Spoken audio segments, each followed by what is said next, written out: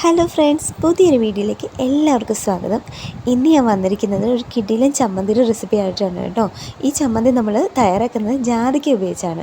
അപ്പോൾ ഈ ജാതിക്ക ചമ്മന്തി എങ്ങനെ തയ്യാറാക്കുന്നറിയാൻ ഒട്ടും താമസിയാതെ നമുക്ക് നമ്മുടെ വീഡിയോയിലേക്ക് പോവാം. നമ്മുടെ ചമ്മന്തി തയ്യാറാക്കാൻ വേണ്ടി ആദ്യമായിട്ട് വേണ്ട ഐറ്റം എന്താണെന്ന് വെച്ചാൽ ജാതിക്ക തന്നെയാണ്. അപ്പോൾ നമ്മുടെ മുറ്റത്തെ ഒരു കോർണറിലായിട്ടൊരു ജാതിമരം ഉണ്ട്. അപ്പോൾ അതിൽ നിന്ന് അധികം വിളയാത്ത ഒരു ജാതിക്ക നോക്കിയായിട്ടാണ് കേട്ടോ ഞാൻ പറിച്ചെടുത്തത്. നമുക്ക് ഒരുപാട് വിളഞ്ഞ ജാതിക്ക ഈ ചമ്മന്തി അരയ്ക്കാൻ എടുത്താൽ കൊള്ളില്ല. ഒരുവിധം വിളഞ്ഞ് വരുന്ന ആ ഒരു പരുവത്തിലുള്ള ജാതിക്കയാണ് കേട്ടോ ഏറ്റവും നല്ലത്. അപ്പോൾ ഞാൻ അങ്ങനെ ഒരു ജാതിക്ക പറിച്ചെടുത്തിട്ടുണ്ട്. അപ്പോൾ ഈ ജാതിക്ക ഒന്ന് തൊലിയൊക്കെ ഒന്ന് കളഞ്ഞ് കഴുകി വൃത്തിയായിട്ട് ചെറിയ കഷ്ണങ്ങളായിട്ട് മുറിച്ചെടുത്ത് ഒരു പാത്രത്തിൽ വെച്ചിട്ടുണ്ട് കേട്ടോ. ഇനി നമ്മൾ തേങ്ങ ചിരവിയതാണ് എടുത്തിരിക്കുന്നത്. അരമുറി തേങ്ങ ഞാൻ ചിരവി എടുത്തിട്ടുണ്ട്. ഇനി ചെറിയുള്ളിയാണ് കേട്ടോ നമുക്ക് ആവശ്യം. ഒരു 4-5 ചെറിയുള്ളി എടുത്തിട്ടുണ്ട്. ഇത് എരിവിന് വേണ്ടി നമ്മൾ കാന്താരയാണ് കേട്ടോ ചേർക്കുന്നത്. കാന്താര അല്ലെങ്കിൽ പച്ചമുളക് ചേർത്താലും മതി. ഇനി നമ്മൾ ഇതിലേക്ക് ആവശ്യത്തിന് ഉപ്പാണ്, കല്ലുപ്പാണ് എടുത്തിരിക്കുന്നത്. ഇനി ഞാൻ ഇതിലേക്ക് എടുത്തിരിക്കുന്നത് കറിവേപ്പിലയാണ്. ഒരു 2 തണ്ട് കറിവേപ്പിലയും കൂടെ എടുത്തിട്ടുണ്ട്. ഇനി ഒരു ചെറിയ കഷ്ണം ഇഞ്ചി ചെറിയ പീസായിട്ട് അരിഞ്ഞതും കൂടെ ഇതിലേക്ക് എടുത്തിട്ടുണ്ട്. നമ്മൾ ഈ ചമ്മന്തി മിക്സി ജാറിലല്ല കേട്ടോ അരയ്ക്കുന്നത്, പകരം അരകല്ല് വെച്ചിട്ടാണ് അരയ്ക്കുന്നത്. നമ്മൾ അരകല്ല് എപ്പോഴും ഉപയോഗിക്കാറില്ല, പക്ഷേ അരകല്ല് അരച്ച ചമ്മന്തിക്ക് ഒരു പ്രത്യേക ടേസ്റ്റാണ്. പണ്ട് അമ്മയൊക്കെ ഉണ്ടാക്കി തരുന്നത് അരകല്ല് വെച്ച് അരച്ച ചമ്മന്തിയായിരുന്നു. അപ്പോൾ ആ ഒരു ടേസ്റ്റോട്ട് കിട്ടാൻ വേണ്ടിയാണ് ഞാൻ ഇത്തവണ നമ്മുടെ ഈ ചമ്മന്തി അരകല്ല് വെച്ച് അരയ്ക്കാൻ വിചാരിച്ചത്. അപ്പോൾ നമ്മൾ ആദ്യം ഇതിലേക്ക് വെച്ച് കൊടുക്കുന്നത് ജാതിക്കയാണ്. ജാതിക്ക ചെറിയ കഷ്ണങ്ങളായിട്ട് അരിഞ്ഞത് ആദ്യം വെച്ച് കൊടുത്ത് ആ കൂടെ കുറച്ച് കല്ലുപ്പൊടി ചേർത്ത് നല്ല രീതിയിൽ നിന്ന് ചതച്ചെടുക്കുകയാണ് ചെയ്യുന്നത് ആദ്യം. ഇപ്പം നമ്മൾ ജാതിക്ക നല്ല രീതിയിൽ അരച്ചെടുത്തിട്ടുണ്ട്. ഇനി ഇതിൽ നമുക്ക് ഇഞ്ചി കൂടെ വെച്ചിട്ട് ഇത് നന്നായിട്ടൊന്ന് ചതച്ചെടുക്കാം.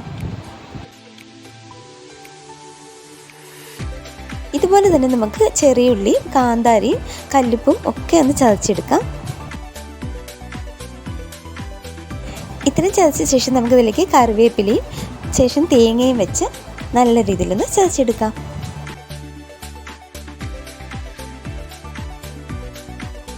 ഇപ്പോൾ ഇതാ നന്നായിട്ട് നമ്മുടെ തേങ്ങയും ജാതിക്കയും ബാക്കിയുള്ള കൂട്ടങ്ങളെല്ലാം നല്ല രീതിയിൽ ചതഞ്ഞ് വിട്ടിട്ടുണ്ട്.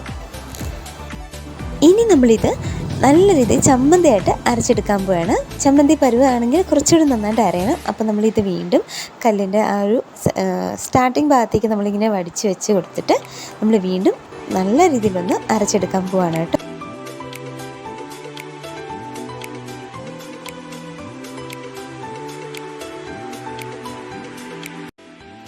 അപ്പോൾ ഇവിടെ നമ്മുടെ ചമ്മന്തി നന്നായിട്ട് തന്നെ അരഞ്ഞു കിട്ടിയിട്ടുണ്ട് കേട്ടോ. ഇനി ഈ ചമ്മന്തി നമ്മൾ വടിച്ച് നല്ലൊരു ഉരുള പരുവത്തിലാക്കി എടുക്കുകയാണ്.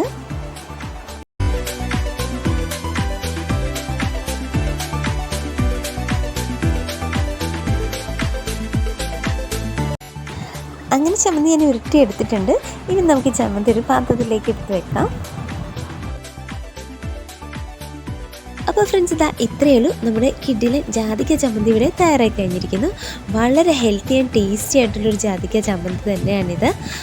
ചൂട് ചോറിൻ്റെ കൂടെയൊക്കെ ഈ ചമ്മന്തി മാത്രം മതി കേട്ടോ. ഒരു പറ ചോറ് ഉണ്ടെങ്കിൽ അത്രയും ടേസ്റ്റിയാണ്. അപ്പോൾ നിങ്ങളുടെ വീട്ടിൽ ജാതിക്കൊക്കെ ഉണ്ടെങ്കിൽ തീർച്ചയായിട്ടും ഇതൊന്ന് ഉണ്ടാക്കി ട്രൈ ചെയ്ത് നോക്കണം. പിന്നെ ട്രൈ ചെയ്ത് നോക്കിയാൽ മാത്രം പോരാ, അഭിപ്രായം അറിയിക്കാനും മറക്കരുത്. എൻ്റെ വീഡിയോ ആദ്യമായിട്ട് കാണുന്നെങ്കിൽ എൻ്റെ ചാനലൊന്ന് സബ്സ്ക്രൈബ് ചെയ്ത് സപ്പോർട്ട് ചെയ്യാൻ മറക്കല്ലേ.